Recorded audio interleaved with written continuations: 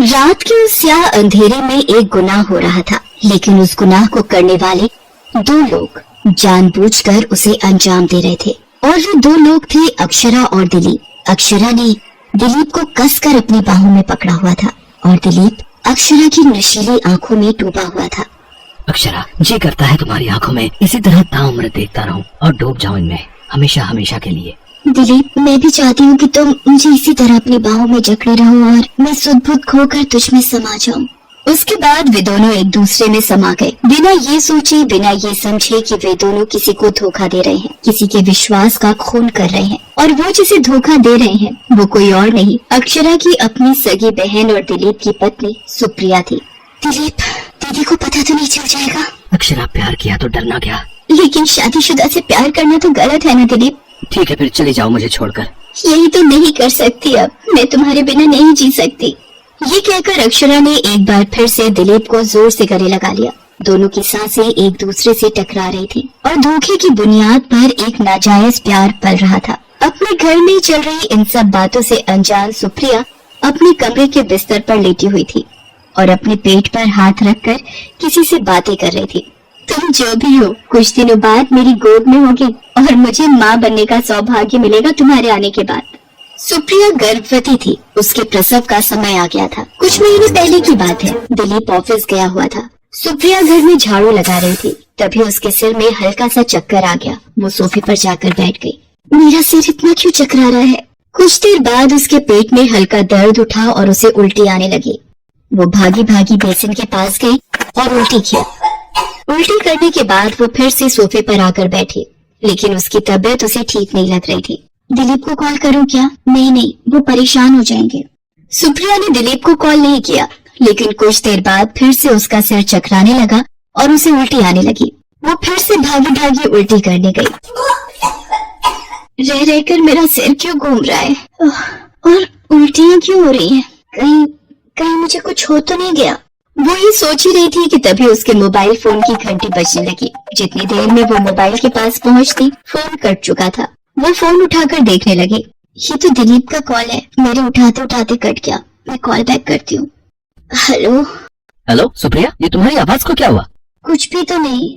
सुप्रिया, सच सच बोलो, क्या हुआ है? दिलीप सुप्रिया को बहुत प्यार करता था, इसलिए उसकी आवाज से ही उसे समझ आ गया कि सुप्रिया को कोई दिक्कत है।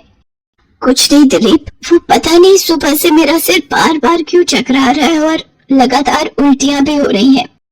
अरे, तुम्हारी तबीयत ठीक नहीं है तो तुमने मुझे कॉल क्यों नहीं किया? मैं करने वाली थी दिलीप, फिर मुझे लगा तुम ऑफिस में किसी काम में बिजी होगे। क्या सुप्रिया, तुम भी ना, तुमसे बड़ा भी कोई काम है? तुम थोड़ी देर वेट करो, मैं ऑफिस से निकल रहा हूँ।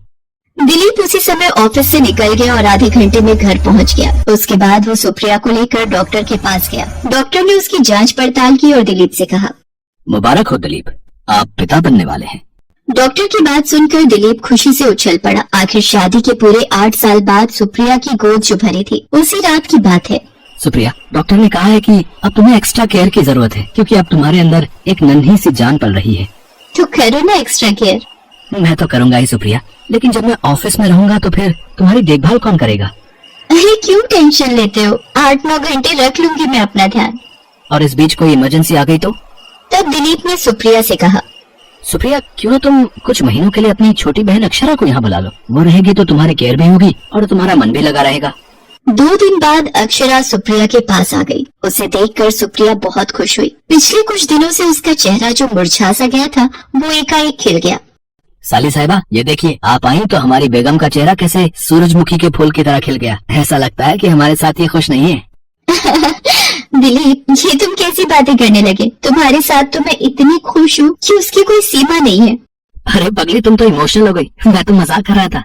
जीजा जी, मजाक का रिश्ता आपका मेरे साथ है। आपको जितना मजाक करना है मेरे साथ करिए। अभी कुछ दिन मेरी दीदी को बख्श दीजिए। अरे बिल्कुल, मजाक क्या, मैं वो हर काम करूंगा जो सुप्रिया के साथ करता हूँ। आखिर साली आधी घरवाली जो होती है। उसकी बात सुनकर सभी खिलखिलाकर हंस पड़े। अक्षरा ने सुप्रिया और घर की जिम्मेदारी अच्छी तरह से संभाल ली। दिलीप इस बात से बेहद खुश था। एक दिन की बात है, अक्षरा किचन में काम कर रही थी, तभी उसे एक छिपकली दिखी। डर के मारे वो चीख पड़ी, आ छिपकली! संयोग से उस समय दिलीप किचन में कोई बर्तन रखने गया हुआ था। आनंद फानन में अक्षरा ने दिलीप को कस के पकड़ लिया। जीजा जी छिपकली छिपकली। अरे साली साहिबा, छिपकली तो है, कोई शेर नहीं। लेकिन अक्षरा ने दिलीप की बात का कोई जवाब नहीं दिया और उसे जोर से पकड़े रही। दिलीप को भी अब ये अच्छा लगने लगा था और शायद अक्षरा को भी। साली साहिबा, छिपकली चली गई, अब तो मुझे छोड़ दीजिए। दिलीप की बात सुनकर अक्षरा चीप गई, लेकिन उसी दिन उन दोनों के बीच प्रेम का एक बीज पनप गया। दोनों ज्यादा से ज्यादा समय एक दूसरे के साथ बिताना चाहते। दोनों घंटों बातें भी किया करते। सुप्रिया को ये सब बिल्कुल नॉर्मल लगता। सुप्रिया गहरी नींद में थी, लेकिन दिलीप और अक्षरा अपने अपने बिस्तर पर करवटें बदल रहे थे। थोड़ी देर बाद दिलीप उठा और अक्षरा के कमरे में चला गया। जीजा जी, आप इस समय मेरे कमरे में? नींद नहीं आ रही थी साली साहिबा। तुम्हें क्या कोई नींद की गोली है जो मेरे पास आ गए?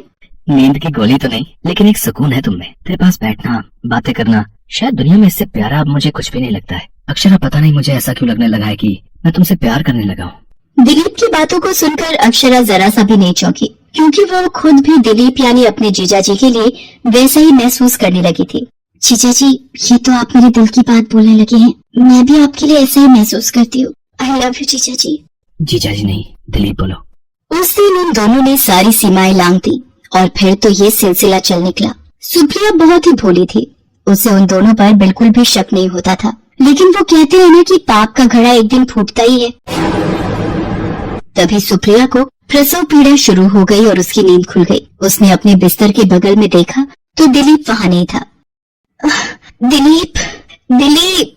लेकिन दिलीप तक सुप्रिया की आवाज नहीं पहुँची। वो बेचारी खुद से उठी और बाहर निकली। तभी उसे दूसरे कमरे से दिलीप और अक्षरा की धीमी धीमी हंसी की आवाज आई।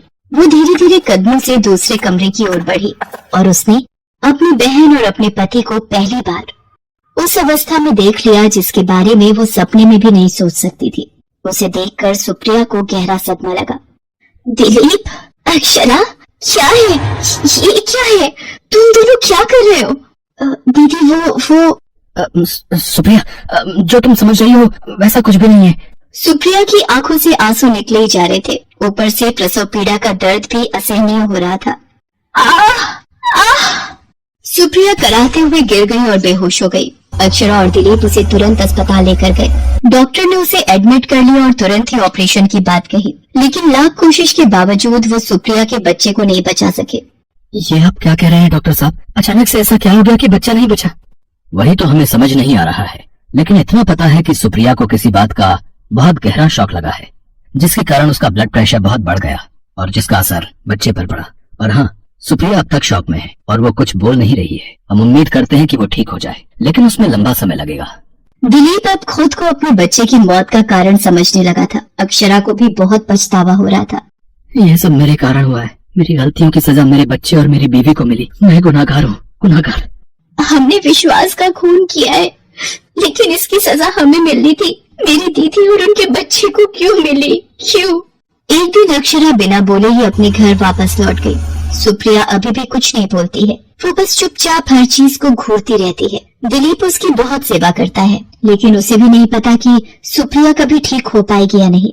दिलीप एक बार सुप्रिया के गले लगकर रोना चाहता है, उससे अपने किए की माफी मांगना चाहता है, लेकिन पता नहीं वो वक्त कभी आएगा या नहीं।